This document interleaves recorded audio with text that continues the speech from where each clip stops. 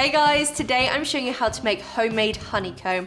Lots of people also call this hokey pokey or cinder toffee, but if you don't know what it is, it's a sweet, crunchy, crispy, airy treat, which is perfect for this time of year. And of course, I'm going to be topping mine with some chocolate to make some homemade rustic crunchy bars. And this really isn't that hard to make at all. You want to make sure you have a pan with some high sides as it does foam up later. And I'm going to start by adding in some water.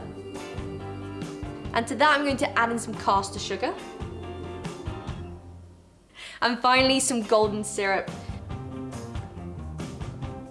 And I'm going to stir that together over a low heat until that sugar has dissolved. You want to make sure you have your honeycomb tray ready before you get going, because once it's foamed up, you need to pour it straight into your tray. I'm just using an old cereal box. I've cut the front off, filled it with greaseproof paper so my honeycomb doesn't stick. You can just use a metal pan if you don't have a spare box, but I always find that that makes the honeycomb carry on heating, whereas if you add it to a cardboard box, it stops heating and it cools down a lot quicker.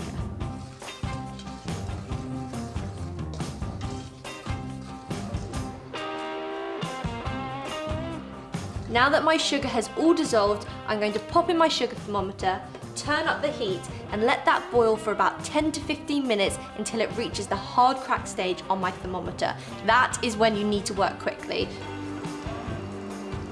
This is turning into such a lovely dark amber colour. That is exactly what we want. You want to heat it nice and slowly, otherwise if you heat it too quick, it's just going to taste really bitter. Slow and steady wins the race. And don't give it a stir, just give it a shake if it's sticking to the bottom.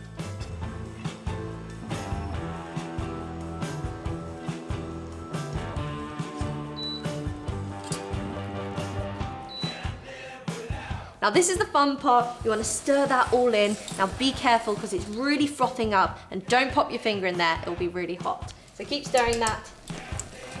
That's now ready to get poured into my cardboard tray.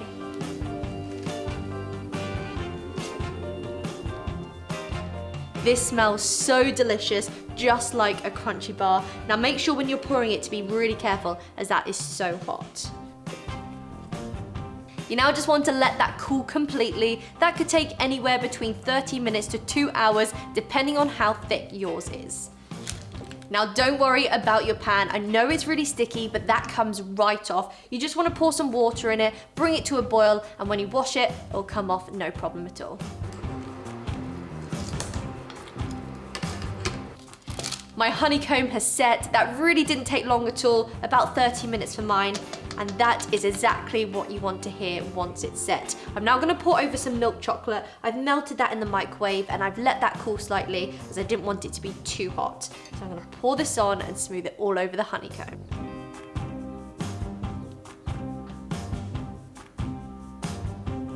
Crunchies were definitely one of my favorite treats growing up, but I don't seem to get them so much anymore. I think they're quite underrated and I forget how good they are. I tend to just go for some other chocolate bars, but I love them this time of year, especially bonfire night, and I always get one in my selection box and it's the best. I think it's a real autumn winter treat.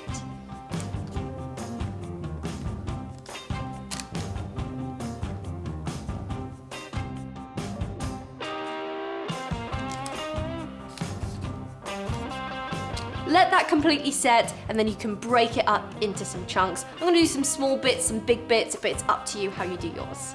When I make honeycomb without the chocolate on top, this is the fun part. I like to take a wooden spoon and I smash it into small and big pieces, but when I've got chocolate on top, I usually like to take a knife and cut it into some pieces.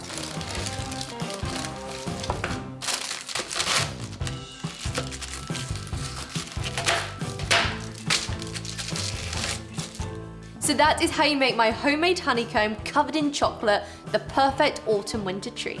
Easy.